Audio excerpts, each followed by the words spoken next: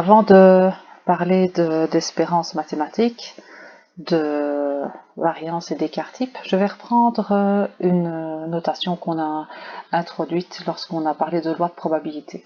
Donc, si je reprends le premier exemple, donc l'exemple du gain lors d'un lancer de dés, moins 6, a été noté x1. x1, première valeur de la variable.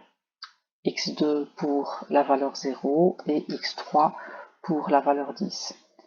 On a mis dans un tableau les différentes valeurs de la probabilité correspondante, donc 1 tiers correspondait à une valeur moins 6 du gain.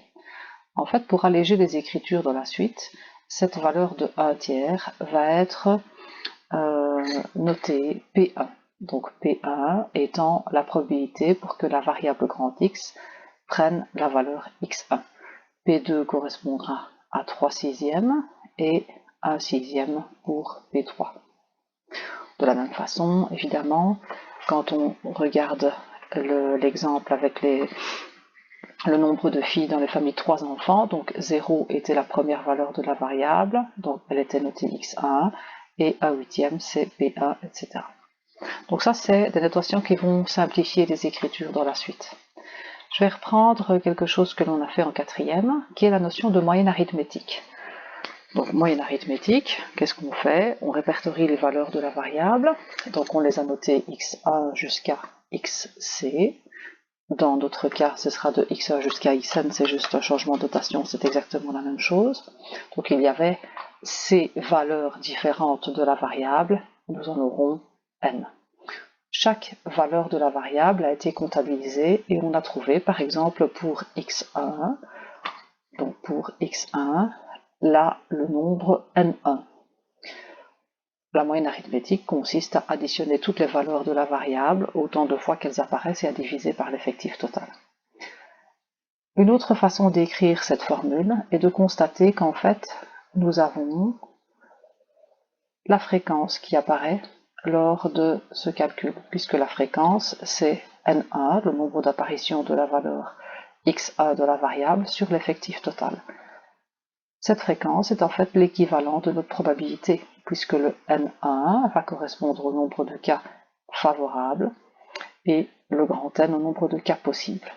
Du coup, l'équivalent en probabilité de cette moyenne arithmétique, c'est ce qu'on appelle l'espérance mathématique. Cette espérance mathématique va se calculer exactement comme la moyenne arithmétique.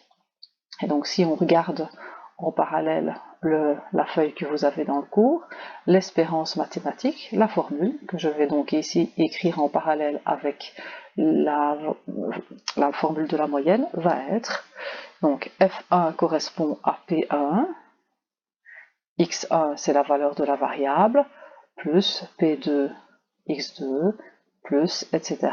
Nous, on a dit qu'on n'appelait pas le nombre de valeurs C, mais N, et donc on va avoir Pn, Xn. Autrement dit, ça va être la somme pour i allant de 1 jusqu'à n des pi xi. Ça, c'est ce qu'on appelle l'espérance mathématique. Lorsque la variable est un gain, ce qui est le cas dans le premier exercice, le premier exemple, si l'espérance mathématique est un nombre positif, c'est donc qu'en moyenne, on gagne. Si l'espérance mathématique est un nombre négatif, c'est qu'en moyenne, on perd. Donc dans le premier cas, le jeu sera favorable au joueur, donc si l'espérance est positive. Dans l'autre cas, le jeu est défavorable au joueur, puisqu'en moyenne, on perd. Ça, c'est la première grandeur, c'est l'équivalent de la moyenne, qui est l'espérance mathématique.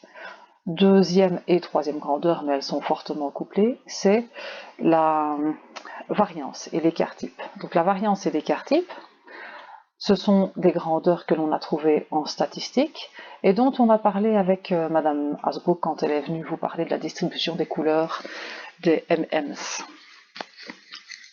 Ce qu'on avait fait, c'est essayer de calculer les écarts à la moyenne. Dans un premier temps, quand on fait simplement la moyenne arithmétique des écarts à la moyenne, on avait 0.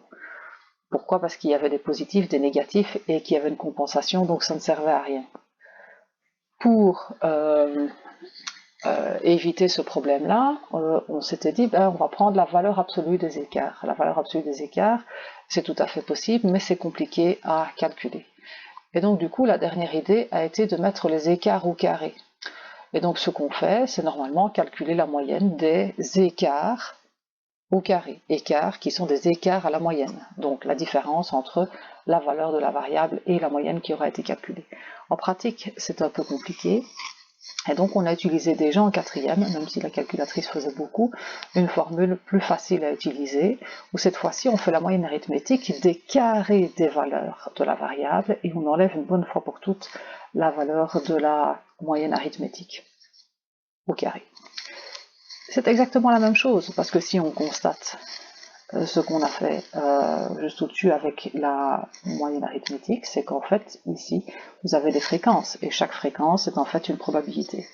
Donc du coup, une fois qu'on est en probabilité, dans le cadre de nos variables aléatoires, la définition que l'on va avoir est exactement la même que dans le cours de quatrième, c'est donc que la variance, alors variance, grand V, VAR ou bien sigma carré, c'est la même chose, la variance de la variable aléatoire grand X va être égale en fait à la somme pour autant de valeurs de la variable que possible des PI, donc les PI ce sont finalement les fréquences, xi carré, puisque cette fois-ci la variable est au carré, une bonne fois pour toutes, moins l'espérance au carré. Ça c'est ce qu'on appelle la variance. Une fois que c'est fait, on peut calculer l'écart type, et l'écart type c'est la racine carrée de la variance. Voilà les trois grandeurs, enfin il y en a en fait que deux, trois grandeurs que l'on va calculer avec nos variables aléatoires. On va appliquer ça aux deux exemples. Donc je vais reprendre les deux exemples. Donc le premier avec le lancer du dé et le deuxième avec le nombre de filles dans la fratrie. Donc pour le premier exemple, si on calcule l'espérance mathématique, donc je dois prendre chacune des valeurs de la variable, donc ici moins 6, fois la probabilité de perdre 6 euros, donc c'était 1 tiers, plus deuxième valeur 0, fois la probabilité correspondante, c'était donc 3 sixièmes, et puis plus dernière valeur, c'était 10, et on a une probabilité 1 sixième de, voilà, d'avoir, c'était de 6 je pense, donc de gagner 10 euros. Et donc quand on calcule ça, on va avoir moins 1 tiers. Donc ça veut dire qu'en moyenne, on perd 1 tiers d'euro à chaque partie. Le jeu est donc défavorable. La variance, calcul analogue, moins 6 au carré, fois 1 tiers, plus 0 au carré, fois 3 sixièmes, plus 10 au carré, fois 1 sixième, et puis moins 1 tiers au carré.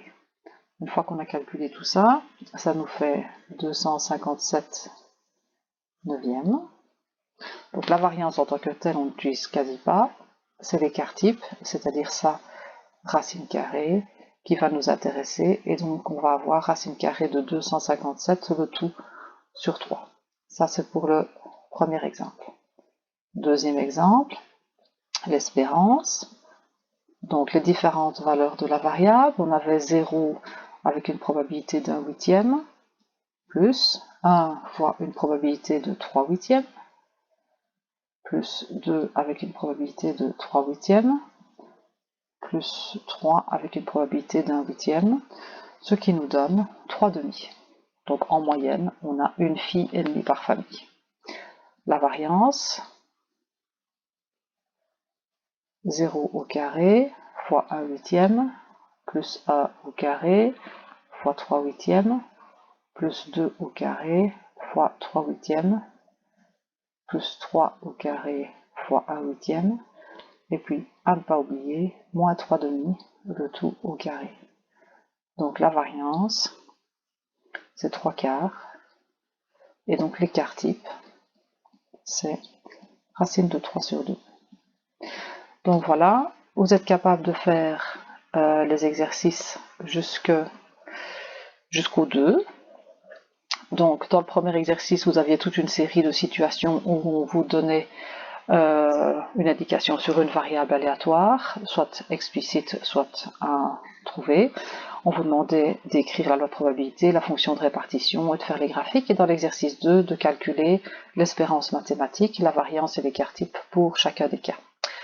Voilà, bon travail à tous et à bientôt.